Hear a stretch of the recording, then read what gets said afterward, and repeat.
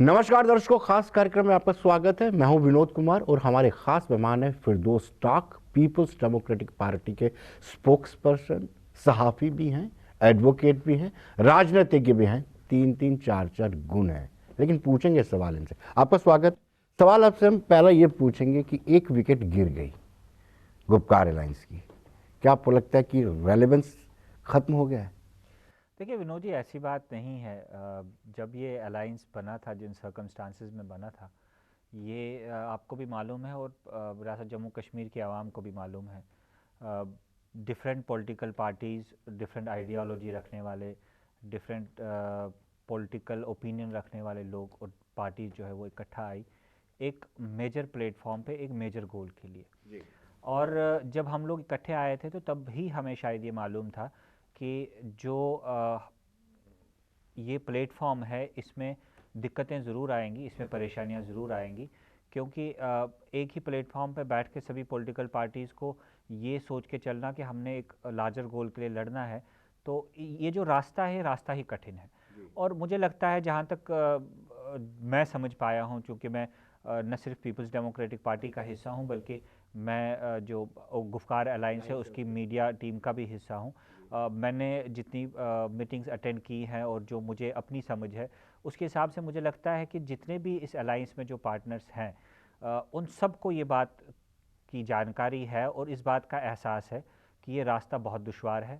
इसमें बहुत sharp curves हैं और बहुत बम्पी रोड्स हैं। मुश्किलात आएंगी, लेकिन मैं आपको यकीन दिलाना चाहूँगा कि जो मेजर कंपोनेंट्स हैं इस अलायंस के, वो बहुत सीरियस है इस चीज़ को लेकर कि जो जदोजहद हमने शुरू की है, जिस चीज़ के लिए हम लड़ रहे हैं, उसके लिए हम वचनबद्ध हैं और हम लड़ेंगे। चाहे डिफरेंस ऑफ ओपिनियन हो, चाहे हम आपस में जो राजनीति है, जो पॉलिटिकल ओपिनियंस है, उसमें कई चीज़ों पे हम शायद डिफ़र भी करें, लेकिन गोल बहुत बड़ा है और हमारे पास कोई और चारा भी नहीं है।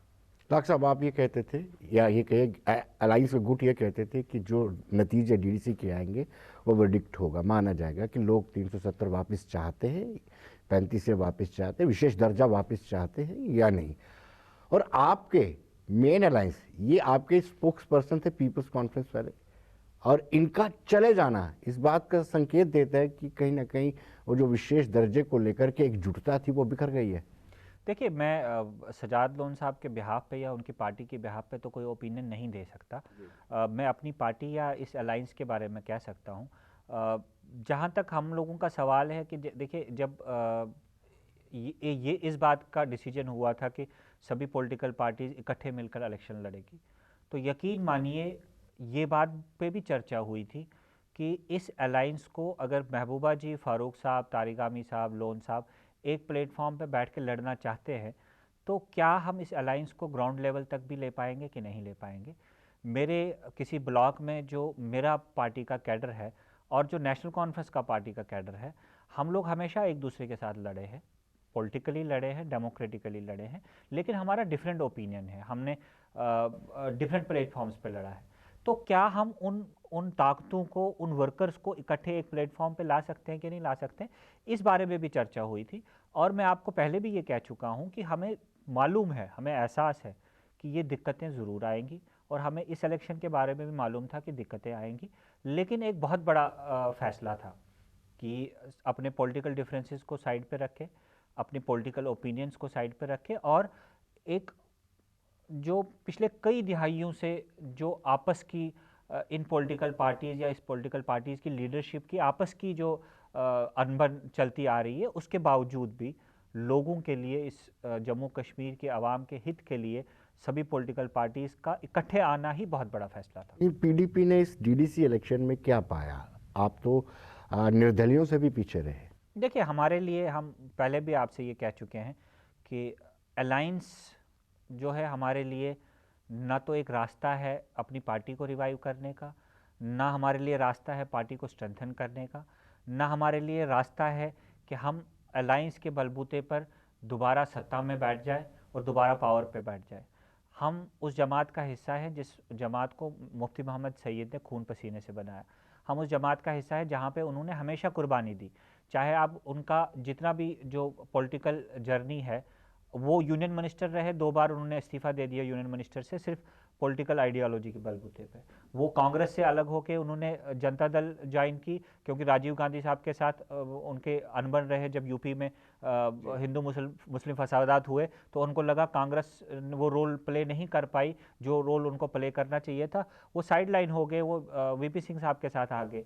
उसके बाद वो कांग्रेस में दोबारा आ गए, बहुत अच्छी पोजीशन पे थे, वो चल सकते थे, लेकिन उन्होंने नहीं किया, उन्होंने अपनी पार्टी बनाई। और हुकूमत संभालने के बाद भी आप देख लीजिए, उन्होंने 2008 में भी हुकूमत छोड़ दी, सिर्फ इसलिए क्योंकि उनको लगता था जम्मू कश्मीर की आवाम ये नहीं चाहती कि आप हुकूमत कंटिन्यू करें, तो हम उस जमात से ताल्लुक़ रखते हैं। हमारे लिए पावर जो है, पावर का रास्ता जो है वो अलायंस के थ्रू नहीं जाता। डीडीसी इलेक्शन जब अलायंस का फैसला था, हम अलायंस का पार्ट थे, तो हमने लब्बैक कहा कि हम इलेक्शन लड़ेंगे और अपनी तरफ से कोशिश की। अगर हमने 50 सीटें लड़ी, 50 में से 30 लोग हमारे जीत के आ गए, तो मुझे लगता है ये बहुत बड़ी अचीवमेंट है। इसके अलावा कश्मीर के अलावा जम्मू में आप देख लीजिए, जम्मू में जहाँ पे भी नेशनल कॉन्फ्रेंस के, चाहे किश्तवाड़ ज़िला हो, चाहे डोडा ज़िला हो, चाहे रामबन हो, चाहे रजौरी हो, चाहे पुंछ हो, मुझे लगता है पीपल्स डेमोक्रेटिक पार्टी के कैडर ने एक बहुत बड़ा रोल प्ले किया है कि उन्होंने भारतीय जनता पार्टी और भारतीय जनता पार्टी के कैंडिडेट्स को बाहर रखने के लिए जो कुर्बानी दी है, मुझे लगता है वो बहुत अप्रिशिएबल है। लेकिन ताक साहब, जो लोग पार्टी को छोड़ करके जा रहे हैं, उनका सीधा सीधा ये एलिगेशन रहता है, आरोप रहता है कि अब ये मुफ्ती मोहम्मद सैयद की सोच वाली जमात अब नहीं रह गई है।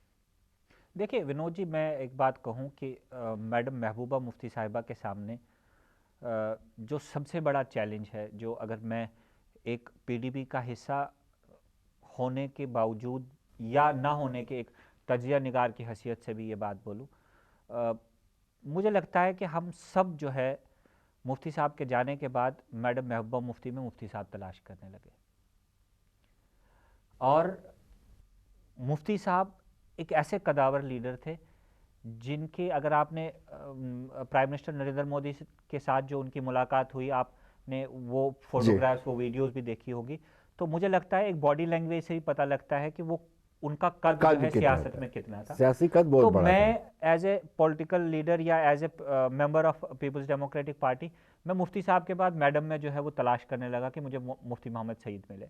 तो ऐसा मुमकिन नहीं है, मुफ्ती साहब की जगह कोई भी नहीं, चाहे उनकी बेटी भी हो, वो नहीं ले सकती। उनका कद, उनका सियासी तजुर्बा और उनका लोगों के साथ मिलना, पार्टी चलाने का तजुर्बा अलग था। लेकिन मैं साथ में ये भी कहूँ कि पीपल्स डेमोक्रेटिक पार्टी के पीछे जहाँ मुफ्ती साहब की सोच, मुफ्ती साहब का कद था, वहीं मैडम महबूबा मुफ्ती साहिबा की मेहनत भी थी। जो कैडर आज भी पीडीपी के साथ है, वो मैडम महबूबा मुफ्ती की है। आप रियासत का कोई भी हिस्सा, जम्मू कश्मीर का कोई भी हिस्सा, दूर दराज, चाहे जहाँ पे सड़क जाती हो या नहीं जाती हो, जहाँ पे गाड़ी जाती हो जहाँ नहीं जाती हो, वहाँ पे एक ही चीफ मिनिस्टर पहुंची है, वो मैडम महबूबा मुफ्ती है, और दूसरा कोई नहीं पहुंच पाया। हमारे जो चिनाब वैली है, गुलाम नबी आज़ाद साहब हमारे चिनाब वैली से ताल्लुक़ रखते थे, लेकिन उनको पूछ लीजिए वो मड़वा कितनी बार पैदल गए हैं, उनको पूछ लीजिए कि वो रामबन के अपर रीचेज़ में कितनी बार गए हैं, या अपने घर के जो आसपास के जो बलेसा के जो अपर रीचेज़ है कितनी बार गए हैं। मैडम 3-3, 4-4 बार उन इलाकों में पैदल सफ़र करके गई हैं। प्रॉब्लम ये है कि मुश्किलात, हमने कहा कि मुफ्ती साहब का जाना जो है इस पार्टी के लिए, मैडम के लिए, इस पार्टी के कैडर के लिए बहुत बड़ा धचका था। लेकिन आप यकीन मानिए, मैडम महबूबा मुफ्ती जो है वो ग्राउंड लेवल की वर्कर है, वो ग्राउंड लेवल की पॉलिटिकल वर्कर है, पॉलिटिकल फाइटर है।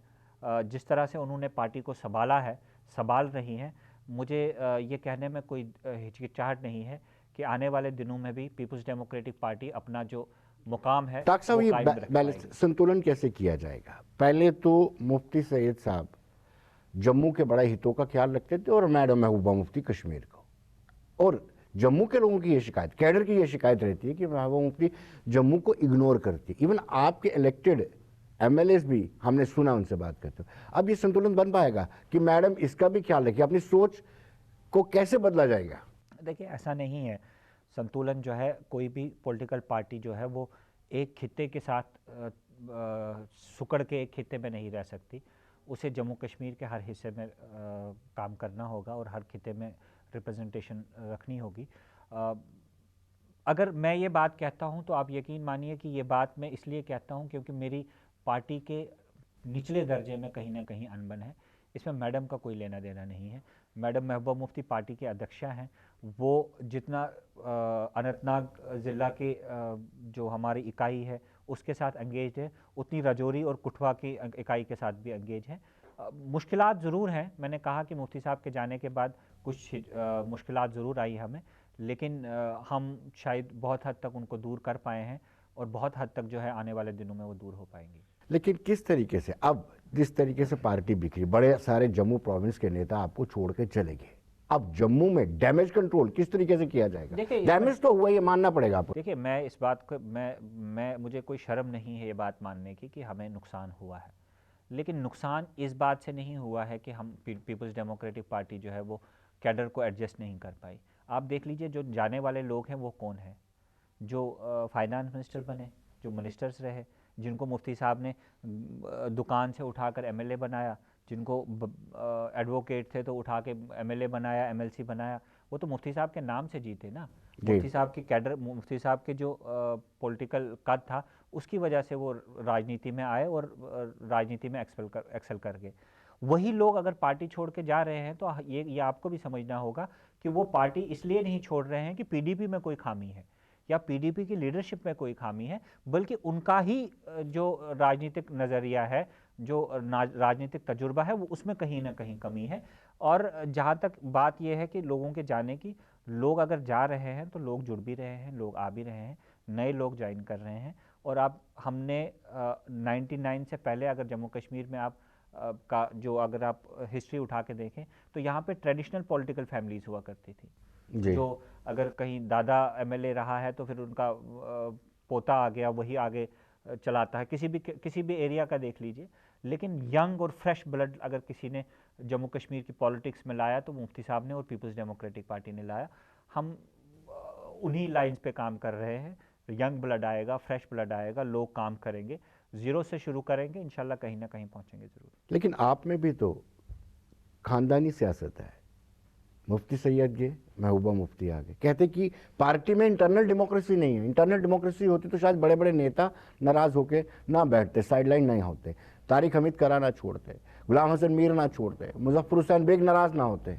देखिए विनोद जी, मैं कह रहा हूँ कि इनमें से कोई भी लीडर सामने आके ये बोले कि मैं पीपल्स डेमोक्रेटिक पार्टी का प्रेसिडेंट बन सकता था या बनना चाहता था, लेकिन मैडम महबूबा मुफ्ती मुझे नहीं बनने दे रही थी, या वहाँ पे ये जो है फैमिली सिस्टम था तो इसलिए मैं नहीं बन पाया, वो अपनी मजबूरियों की वजह से गए। आप इनमें से किसी भी लीडर से जाके अकेले में बात कर लीजिए, वो आज भी इनसे पूछ लीजिए जम्मू कश्मीर की राजनीति के बारे में या जम्मू कश्मीर के जो मसाइल हैं उनके हल के बारे में पूछ लीजिए, वो वही बताएंगे जो मुफ्ती साहब का रोड मैप है, वो वही बताएंगे जो पीडीपी का रोड मैप है, उसके बाहर नहीं बताएंगे। तो अगर मुफ्ती साहब का रोड मैप गलत नहीं है, अगर मुफ्ती साहब की सोच गलत नहीं है, पीपल्स डेमोक्रेटिक पार्टी का रोड मैप गलत नहीं है, तो पीडीपी गलत कैसे होगी? देखिए, मेरी अनबन हो सकती है, मैं चाहता हूं कि जम्मू कश्मीर का जनरल सेक्रेटरी, पार्टी का जनरल सेक्रेटरी बनाया जाऊं, मुझे नहीं बनाते तो मैं कल पार्टी छोड़ के जब जाऊंगा तो मैं तो ये नहीं कहूंगा ना कि मुझे जनरल सेक्रेटरी नहीं बनाया गया, मैं तो ये कहूंगा कि मैडम महबूबा मुफ्ती जो है वो पार्टी कैडर को इकट्ठा लेके नहीं चल सकती। तो होता है, राजनीतिक पार्टियों में ये प्रॉब्लम्स होती हैं, सभी पॉलिटिकल ऑर्गेनाइजेशन में होती हैं, ऐसा नहीं है कि एक पॉलिटिकल ऑर्गेनाइजेशन में, सभी में है। आप देख लीजिए जो लोग हमसे चले गए हैं, दूसरी पार्टीज में गए हैं, आज उनकी हालत देख लीजिए वहाँ पे क्या है जी। आज वो तो यहाँ पे इस पार्टी में तो डिसीजन मेकर्स थे, आज तो वो ब्लॉक प्रेसिडेंट का दर्जा भी उन पार्टीज में नहीं रखते। तो करने दीजिए उनको, अपने शौक करने दीजिए। क्या डॉक्टर साहब आपको लगता है कि ये वक्त आ चुका है कि अगर आप डीडीसी के इलेक्शन करवा सकते हैं तो असेंबली इलेक्शन भी हो सकते हैं? देखिए, हम तो पिछले 2 साल से कह रहे हैं कि असेंबली इलेक्शन न करवाने के पीछे जो है वो भारतीय जनता पार्टी की बहुत बड़ी साजिश है। पूरे मुल्क का ताज कहलाने वाला जम्मू कश्मीर इस वक्त डेमोक्रेसी से हटके है। ये कौन सा कॉन्स्टिट्यूशनल प्रोविजन है कि जहाँ पे आप इनडेफिनेटली जो है वो पॉलिटिकल और डेमोक्रेटिक सिस्टम जो सस्पेंड करके आप यहाँ के बाबू लोगों के हाथ में लोगों की तकदीर और इलाके की तकदीर और इस खित्ते की तकदीर लिख रहे हैं। कोई गुजरात से आ रहा है, उसने तो 20 साल के बाद गुजरात ही वापस चले जाना है, उसे क्या लेना देना कि जम्मू के रोड चौड़े हों कि ना हो, उसे क्या लेना कि तवी पे आर्टिफिशियल लेक बने ना बने, उसने तो नौकरी करनी है। जो अकाउंटेबिलिटी है वो पॉलिटिकल सिस्टम में ही हो सकती है, और पॉलिटिकल सिस्टम को आप ब्यूरोक्रेटिक सिस्टम से या ऑटोक्रेटिक सिस्टम से रिप्लेस नहीं कर सकते। तो अल्टीमेट जो होना है वो यही होना है कि लोगों के पास पावर दी जाए, लोगों के नुमाइंदों के पास पावर दी जाए, लोगों को फैसला करने दिया जाए कि उन्हें क्या चाहिए और उन्हें क्या करना है। क्या पीपल्स डेमोक्रेटिक पार्टी पूरी तरह से तैयार है अगर असेंबली इलेक्शन होते हैं? हालांकि अभी डिलिमिटेशन कमीशन की रिकमेंडेशंस आनी है। देखिए, मैं इस बारे में तो ये तो बहुत प्री मैच्योर है कि मैं इस बारे में कोई टिप्पणी कर पाऊँ कि क्या हम इलेक्शन में हिस्सा लेंगे, नहीं लेंगे, क्या कैसे लेंगे। ये तो वो कहावत है कि we will walk the bridge when it comes. जब वो वक्त आएगा तो हम उस पर फैसला करेंगे किन हालात में इलेक्शन का अनाउंसमेंट होता है। पहले तो हमें डिलिमिटेशन कमीशन में देखना है कि ये लोग क्या करते हैं। जो हमारी अपनी राय है और जो मेरा अपना मानना है, मुझे तो पूरा लगता है कि डिलिमिटेशन कमीशन तो भारतीय जनता पार्टी का कमीशन है, क्योंकि भारतीय जनता पार्टी के ऑफिस में स्पेशल सेल कायम किया गया है। सभी जितने भी डिप्टी कमिश्नर्स हैं जम्मू कश्मीर के, वो डायरेक्ट राब्ते में है उस सेल के, और सारा रिकॉर्ड, सारा जो सेंसस का रिकॉर्ड है या इलाके का रिकॉर्ड है, वो उस सेल के पास भेजा जाता है। वो सेल जो है वो इस वक्त रिपोर्ट बना रहा है। जब वो रिपोर्ट बना के डिलिमिटेशन कमीशन को दे देगा, उन्होंने लीगल फॉर्मेलिटी करनी है। और मेरी अपनी ये राय है कि ये जम्मू कश्मीर के मुसलमानों को पॉलिटिकली डिसएम्पावर करने के लिए this will be the final nail. उसी पे भारतीय जनता पार्टी काम कर रही है। तो इसलिए डिलिमिटेशन की रिपोर्ट क्या आती है, यानी पहले ही आपको संशय है डिलिमिटेशन की रिपोर्ट को लेकर के? अभी उन्होंने रिकमेंडेशन नहीं दिया, लेकिन पहले से ही आपको संदेह और संशय है? देखिए, मैं पूरे यकीन के साथ आपको कहता हूँ कि delimitation commission is a commission which has been constituted for the welfare of, for the benefit of Bharatiya Janata party. Bharatiya Janata party इस मुल्क का कोई फायदा नहीं कर रही, अपनी ऑर्गेनाइजेशन स्ट्रेंथन कर रही है। तो वो अपनी ऑर्गेनाइजेशन को स्ट्रेंथन करने के लिए आप डीडीसी के इलेक्शंस देख लीजिए, या डीडीसी के इलेक्शंस की जो कॉन्स्टिट्यूंसी है इन्होंने जम्मू में कॉन्स्टिट्यूट की, वो तो कैटेगोरिकली यही था कि बीजेपी के ऑफिस से गया कि आपने ये पंचायत डालनी है, ये पंचायत एक्सक्लूड करनी है, उसी हिसाब से हुआ। आपने तो यहां तक कि विनोद जी यकीन मानिए, किश्तवाड़ के एक कॉन्स्टिट्यूंसी में, डीडीसी कॉन्स्टिट्यूंसी में 2 पोलिंग स्टेशन रातों रात कॉन्स्टिट्यूट किए गए। एक रात में 2 नए पोलिंग स्टेशन बनाए गए। उसका फायदा तो बीजेपी को नहीं मिला। मैं आपको बताता हूं, उसका फायदा बीजेपी को नहीं मिला। मैं बताता हूं, वो फायदा इसलिए नहीं मिला क्योंकि लोग नाराज थे। मैंने जब एक बहुत सीनियर ऑफिसर से फोन करके पूछा कि ये आपने एक रात में कैसे, ये तो प्रोसेस ही बंद हो चुका है बहुत देर पहले, कि ये आपने कैसे 2 पोलिंग स्टेशन नए कायम किए। उसने कहा सर ऊपर से बहुत प्रेशर आया और ऊपर से ही फोन आया कि रातों रात कॉन्स्टिट्यूट कर लीजिए। तो हर चीज़ जो है वो भारतीय जनता पार्टी अपनी ऑर्गेनाइजेशन को स्ट्रेंथन करने के लिए कर रही है, और डिलिमिटेशन भी इसी का एक हिस्सा है। आप डिलिमिटेशन कमीशन की रिपोर्ट आने दीजिए।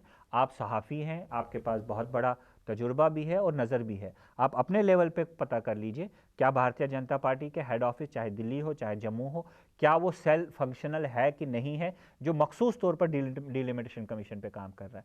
आप ये बात यकीन मानिए, जब यहाँ पे 30 अक्टूबर 2019 को जो कानून, जो 30 अक्टूबर 2020 के बाद जो लॉज इंप्लीमेंट होने थे जी, वो लॉज कौन से इंप्लीमेंट करने हैं, कौन से रखने हैं, कौन से एब्रोगेट करने हैं, कौन से वापस रिपील करने हैं, वो लॉज भी, वो कमेटी भी भारतीय जनता पार्टी की कमेटी थी, जिसमें यहाँ के बहुत सीनियर ऑफिसरान जो है वो डायरेक्ट लाइजान कर रहे थे उस कमेटी के साथ। उन्होंने ऑफिस में बैठ के यह फैसला किया कि कौन सा कानून जम्मू कश्मीर में रखना है और कौन सा कानून वापस लेना है। जी, क्या आपको नहीं लगता कि अल्ताफ बुखारी ने पहले ही अपनी असेसमेंट जाहिर कर दी थी कि ये अलायंस ज़्यादा देर तक नहीं चलेगा? देखिए, दूसरी पॉलिटिकल पार्टीज क्या टिप्पणी करती हैं उससे हमें कोई फ़र्क नहीं पड़ता है। मैं आपसे बार बार यही बात कह रहा हूं कि हमें एहसास है मुश्किलात आएंगी, बहुत मुश्किलात आ सकती हैं, आने वाले दिनों में भी आ सकती हैं, लेकिन हम कमिटेड हैं कि हमने आगे चलना है, मिलके चलना है, और इसके अलावा कोई रास्ता भी नहीं है। बाकी आप जम्मू कश्मीर की राजनीति से बहुत बखूबी वाकिफ़ है।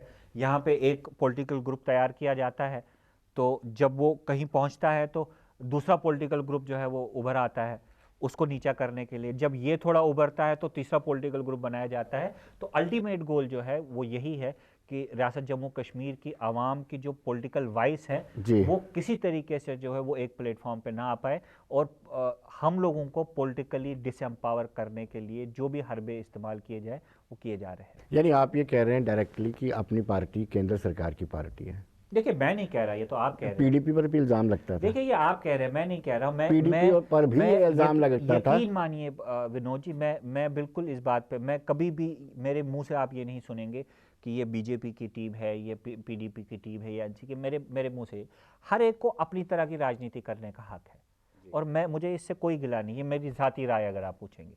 लेकिन जम्मू कश्मीर की राजनीति में सिर्फ 3 ऑप्शंस हैं। या तो आपके पास ऑप्शन ये है कि आप राजनीति छोड़ के घर बैठे। मेरे पास एक पॉलिटिकल लीडर होने के नाते मेरे पास एक ऑप्शन ये है कि मैं राजनीति छोड़ दूं, मैं इलेक्टोरल पॉलिटिक्स से, ऑर्गेनाइजेशन पॉलिटिक्स से इस्तीफा करके, क्योंकि मुझे मालूम नहीं है कि आने वाले एक महीने में क्या होगा, मैं अपना काम करूं। दूसरा मेरे पास ऑप्शन ये है कि मैं सिस्टम में रह के, सिस्टम के साथ चल के राजनीति करूं, जैसा दिल्ली मुझे चाहती है, जैसे भारतीय जनता पार्टी चाहती है, जैसे एलजी साहब चाहते होंगे, जैसे चीफ सेक्रेटरी साहब चाहते हैं, जैसे डीजी साहब चाहते हैं, मैं वैसा करूं, फिर भी मुझे कोई दिक्कत नहीं है। लेकिन तीसरा रास्ता यह है कि अगर आप इन 2 चीज़ों में, अगर आप पॉलिटिक्स छोड़ नहीं सकते, अगर आप सिस्टम की हाँ में हाँ नहीं मिला सकते, तो आपको जो है वो रेजिस्टेंस की राजनीति है। मैंने रेजिस्टेंस की राजनीति चुनी है और मुझे मालूम है कि मेरे लिए दूसरा रास्ता नहीं है।